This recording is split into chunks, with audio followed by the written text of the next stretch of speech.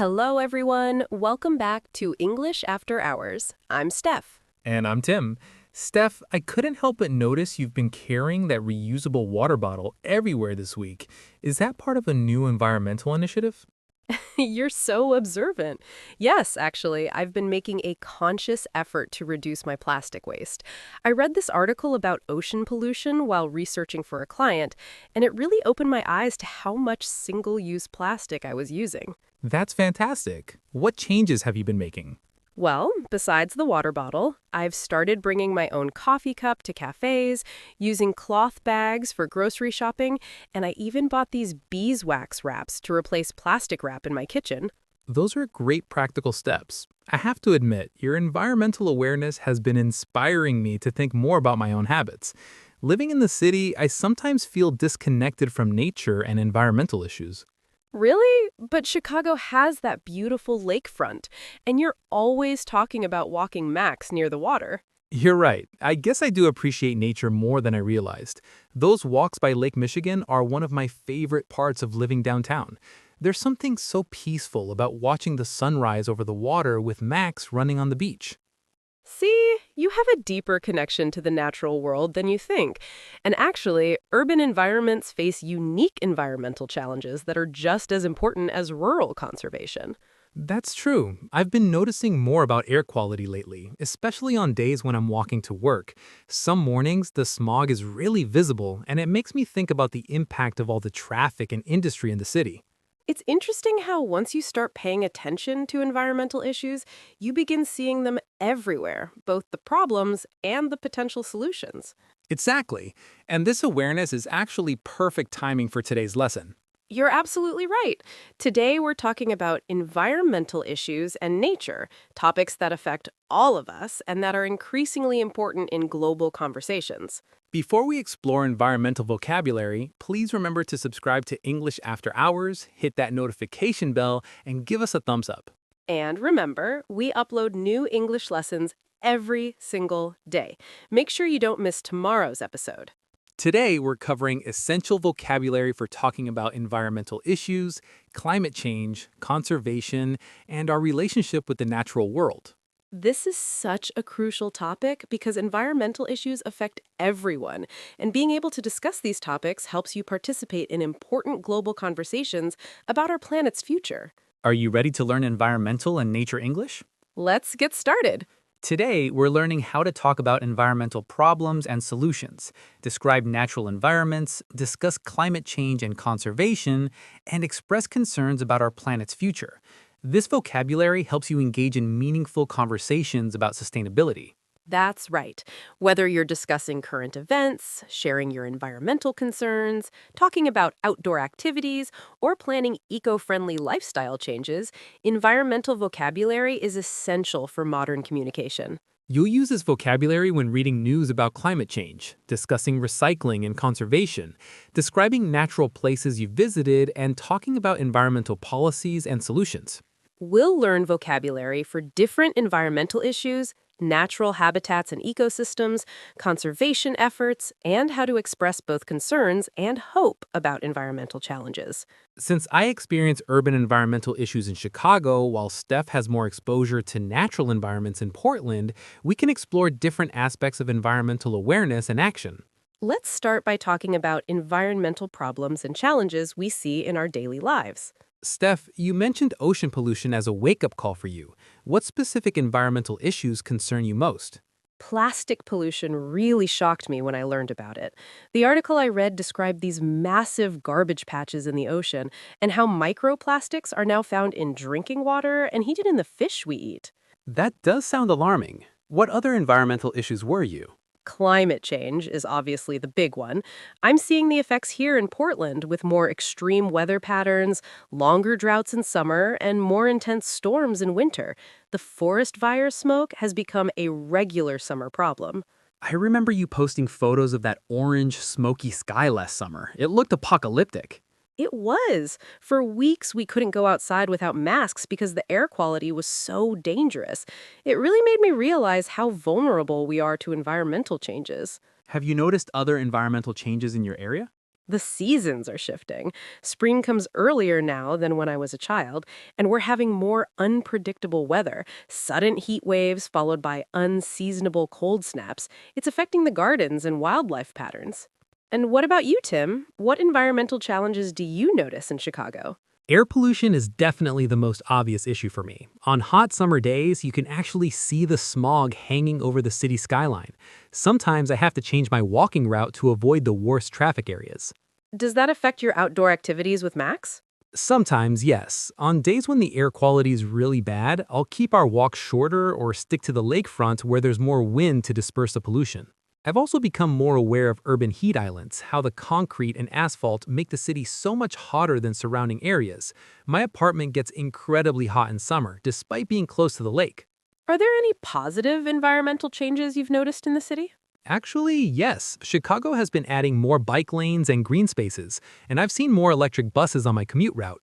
There's also a growing movement of urban gardens and community composting programs. The lakefront has actually gotten cleaner over the years. I remember my parents talking about how polluted Lake Michigan was when they were young. That's encouraging. It shows that environmental efforts can make a real difference over time.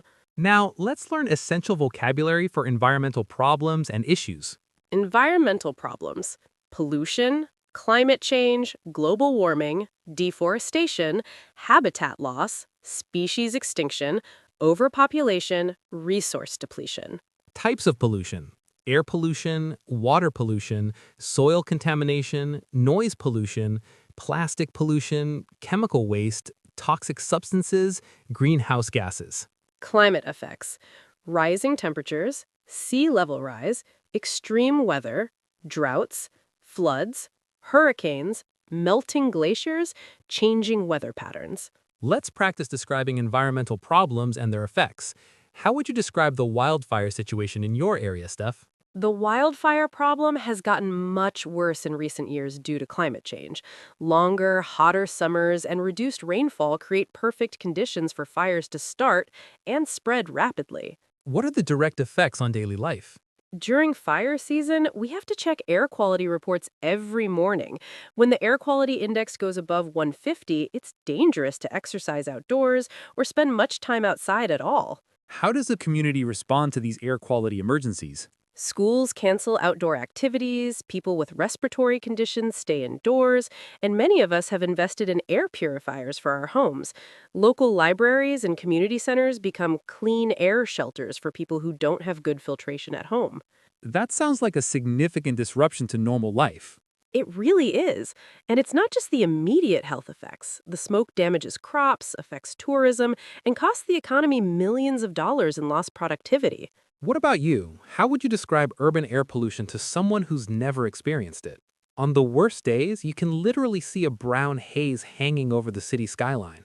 The air feels thick and heavy, and you might taste a metallic flavor or feel irritation in your throat and eyes.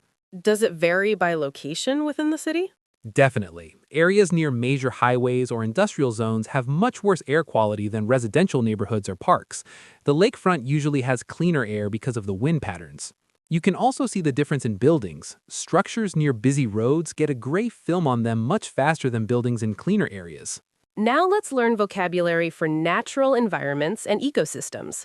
Natural habitats: forest, rainforest, grassland, wetland, desert, tundra, coral reef, mountain ecosystem, river system.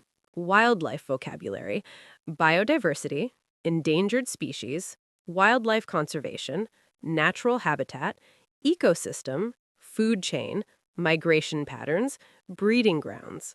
Landscape features: mountains, valleys, rivers, lakes, coastline, wilderness, national parks, nature reserves, protected areas. Let's practice describing natural environments you visited or would like to visit. What's the most beautiful natural place you've experienced, Tim? I'll never forget visiting Yellowstone National Park a few years ago. The diversity of ecosystems in one place was incredible. You had gyres and hot springs, dense forests, wide grasslands, and mountain peaks all within the same park.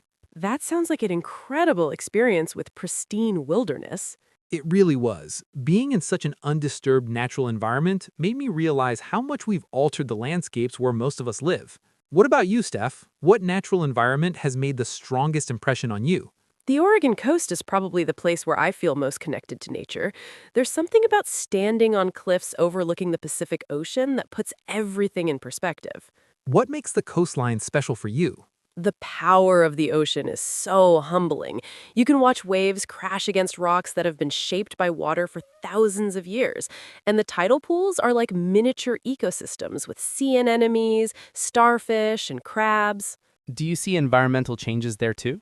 Unfortunately, yes. Ocean acidification is affecting the shellfish populations, and rising sea levels are causing erosion of the coastal bluffs. Some beaches I knew as a child have completely disappeared. But there are also conservation success stories. Gray whale populations have recovered thanks to protection laws, and you can often see them during their migration.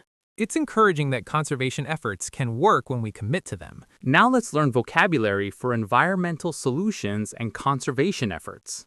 Conservation actions: reduce, reuse, recycle, conserve energy, save water, protect habitats, restore ecosystems, sustainable practices. Renewable energy, solar power, wind energy, hydroelectric power, geothermal energy, clean energy, renewable resources, energy efficiency, carbon neutral. Environmental policies: environmental protection, conservation laws, emission standards, carbon tax, green regulations, sustainability initiatives, environmental impact. Let's practice discussing environmental solutions and actions people can take. What changes have you made in your daily life to be more environmentally conscious? Besides the plastic reduction I mentioned earlier, I've made several changes. I drive less by combining errands into single trips, and I've started buying more local, organic food to reduce transportation emissions and pesticide use.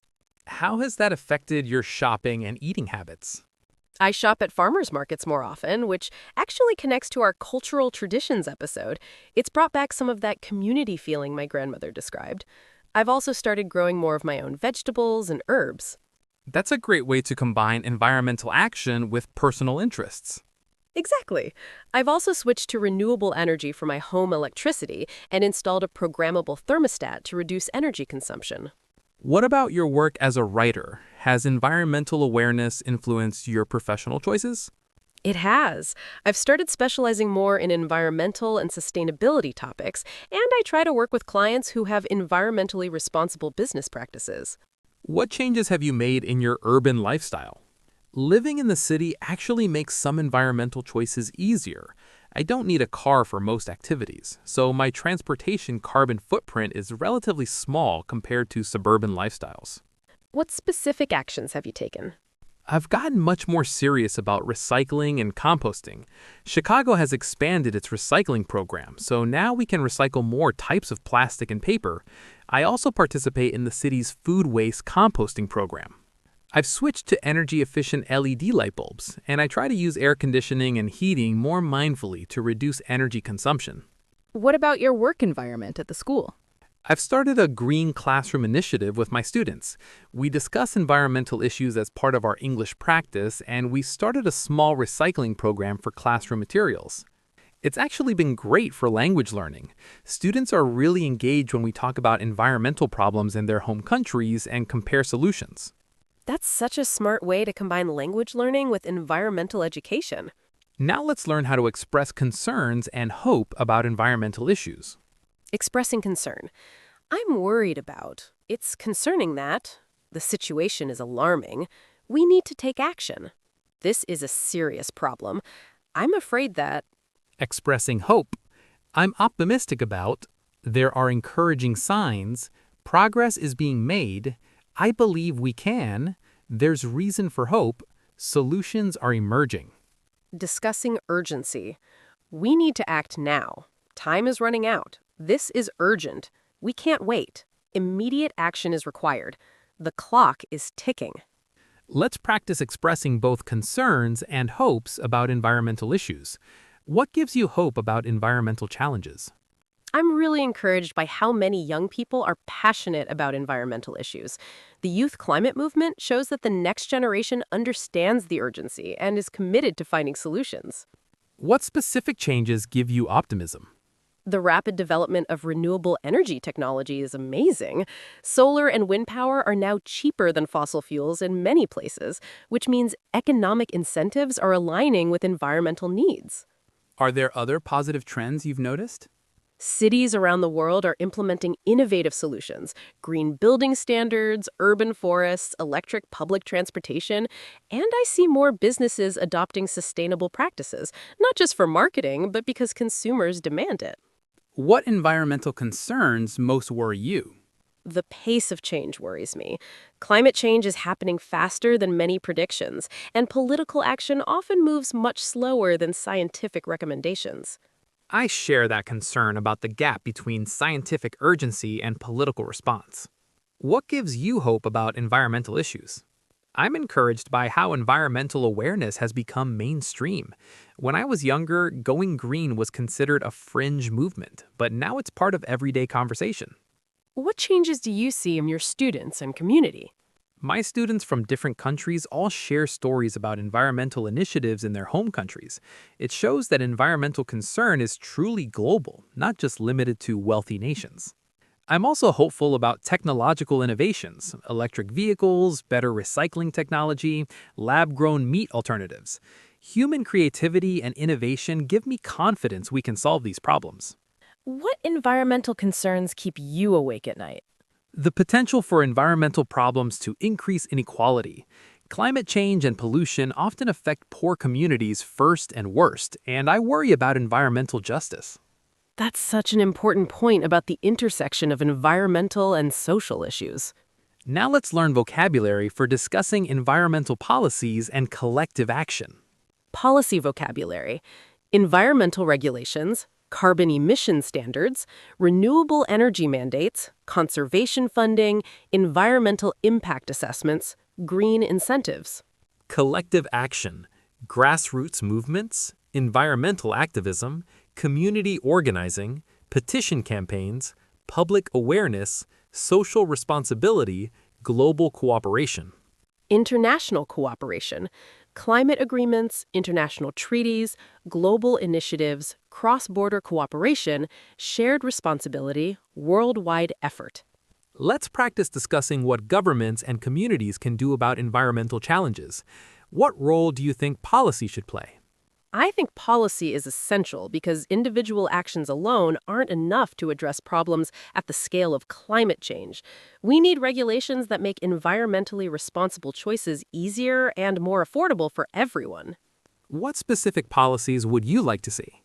Carbon pricing that makes fossil fuel companies pay for their environmental impact, subsidies for renewable energy that make it accessible to more people, and urban planning that prioritizes public transportation and green spaces. What about the role of education and awareness? Education is crucial. People can't make good choices if they don't understand the issues. Environmental education should be part of school curricula from elementary through university levels. I completely agree about education. What do you think communities can do? Local action can be incredibly powerful. Communities can organize recycling programs, create community gardens, pressure local businesses to adopt sustainable practices, and support politicians who prioritize environmental issues. Do you think individuals can make a meaningful difference? Individual actions add up, especially when they influence others. When people see their neighbors using solar power, biking to work, or growing their own food, it normalizes those choices and encourages wider adoption. And individual choices can drive market demand for sustainable products, which encourages companies to develop better environmental alternatives. Let's review everything we learned today. We covered environmental problems, natural ecosystems, conservation efforts, and ways to express environmental concerns and hopes. We learned essential vocabulary for discussing climate change, pollution, renewable energy, conservation policies, and collective environmental action. Remember, environmental vocabulary helps you participate in crucial conversations about our planet's future and express your concerns and hopes about sustainability issues. This vocabulary connects with our previous lessons, too. Environmental issues affect our health, influence our travel and transportation choices, and are becoming important cultural and social topics worldwide. Practice tip: This week, try describing environmental issues you notice in your community and what solutions you think would help. Use the vocabulary we learned today. Another great idea? Follow environmental news in English and practice summarizing the key issues and solutions using today's vocabulary. You can also practice discussing your own environmental actions and concerns with friends, family, or classmates who are also learning English. Before we finish today, we have your homework assignment. Tell us about your environmental concerns and actions in the comments. Use the vocabulary we learned today. For example, you could write, I'm worried about air pollution in my city, so I started using public transportation more often. I'm optimistic about renewable energy solutions. Or, climate change is affecting agriculture in my country. We need better water conservation policies and more sustainable farming practices. Challenge. This week, try one new environmental action and describe the experience in English, maybe reducing plastic use, conserving energy, or learning about local wildlife. Tomorrow, we'll explore current events and news, essential vocabulary for understanding and discussing what's happening in the world around us. Thank you so much for learning with us today. Please subscribe to English After Hours, like this video, and share it with your friends who are learning English. Remember, we upload new lessons every day, so make sure you're subscribed with notifications on so you don't miss tomorrow's episode. Keep practicing, keep caring for our planet, and we'll see you tomorrow for another essential English lesson. Goodbye from English After Hours. Bye, everyone!